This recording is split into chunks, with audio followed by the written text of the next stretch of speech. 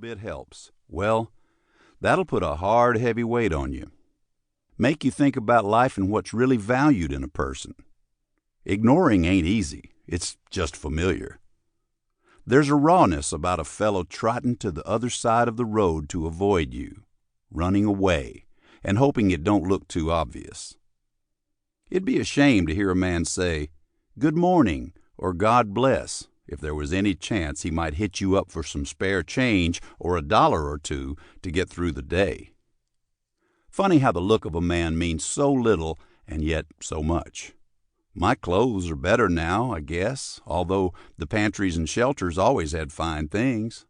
Wearing a flannel shirt and jeans in Nashville is a sign that you're either homeless or a millionaire country music star with a mansion and a tour bus.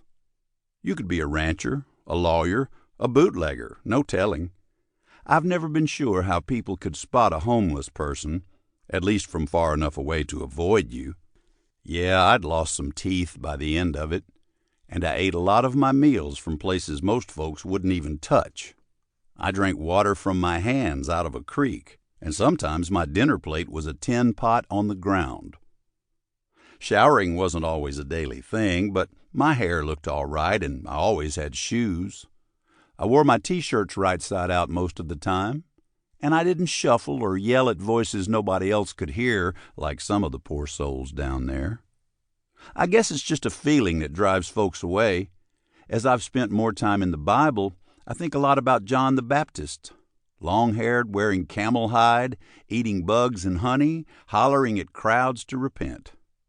You reckon he'd go over in Nashville or New York today? At least I had my guitar. There were a lot of times when that made all the difference. With a six-string in front of me, I wasn't looked at like a hobo or a vagrant or whatever down and dirty word you'd use to push your fellow man a notch or two below you. I was an attraction, a street artist. I was bohemian, I heard more than once. A couple of chords into a song and heads always turned. People would slow their walks or stop altogether and listen. Most would smile, maybe tap their toes.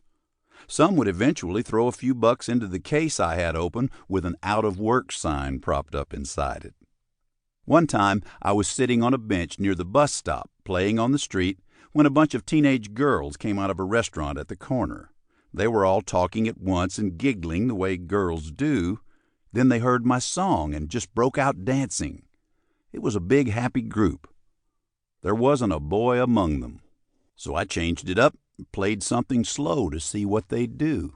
Well, they paired up and swayed to the beat without missing a step. A couple of them put together a little waltz, which was funny since I wasn't playing anything near that kind of music.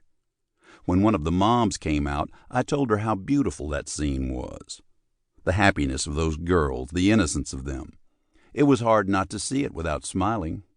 I told that mom how she should enjoy this time. She smiled and nodded, assuming nothing bad out of me, nothing at all. Without my guitar, that wouldn't have been the case. Put that thing away, and I was worse than invisible. I was contagious. When it was just me with my hands in my pockets, people steered clear. A buddy of mine named John from the streets in East Nashville puts old road maps in the windows of his Ford pickup so he can get some sleep during the day. John's rich in the homeless world because he has a vehicle and can get to a job so long as there's gas.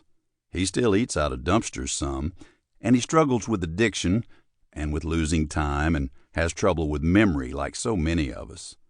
But he doesn't play or sing, so he doesn't have a draw, nothing to connect him with people.